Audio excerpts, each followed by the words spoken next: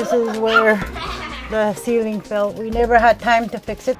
Insalubrité, logements surpeuplés, manque d'eau potable. On en entend souvent parler de ces problèmes récurrents là dans les Premières Nations, surtout isolées un peu partout à travers le pays. Mais dans la Première Nation de St. Theresa Point, dans le nord-est du Manitoba, les résidents ont décidé de se prendre en main. Ils font partie d'un recours collectif contre Ottawa à ce sujet. Allons voir à quoi ça ressemble sur le terrain. Bienvenue au Vidéojournal.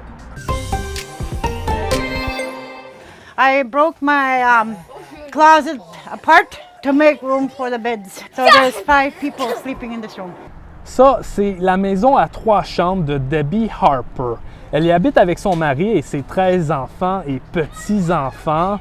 La maison est pleine de moisissures, le plafond est effondré. Bref, la situation est loin d'être idéale, mais il n'y en a pas vraiment d'autre choix dans la Première Nation. 300 familles sont sur une liste d'attente pour une nouvelle maison. L'année dernière, la Première Nation a reçu plus de 4 millions de dollars pour le logement, mais c'est loin d'être suffisant selon ses dirigeants. They have a right to stay in our community. If we live in the city, we're going to be in the streets. At least we have a home, you know? But it's not suitable for us. It's not suitable for, it's not fair for our children and it's not fair for my grandchildren. Bon, ailleurs dans l'actualité, certains Manitobains qui attendent encore de se faire opérer se sentent un peu laissés pour compte par la province depuis sa suspension des interventions chirurgicales hors province. Ces opérations-là, hors du Manitoba, étaient organisées par le groupe de travail sur le rétablissement des services chirurgicaux et diagnostiques créé par l'ancien gouvernement progressiste-conservateur, mais démantelé par le nouveau gouvernement néo-démocrate le mois dernier.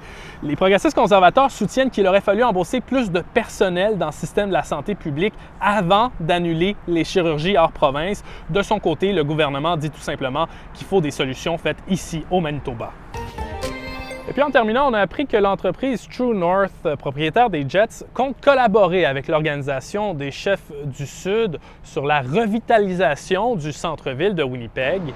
True North doit justement décider bientôt s'il va de l'avant avec son plan de réaménagement de la place Portage estimé à 550 millions de dollars, alors que l'Organisation des chefs du Sud procède en ce moment à la transformation de l'ancien Labé juste à côté de la place Portage. True North doit justement tenir une conférence de presse demain. On devrait donc demain en savoir plus sur cette collaboration-là entre les deux entités. Pour tout ça et pour toutes vos informations régionales, je vous invite sur l'application Info de Radio-Canada et moi je vous retrouve demain pour vous en parler. Au revoir.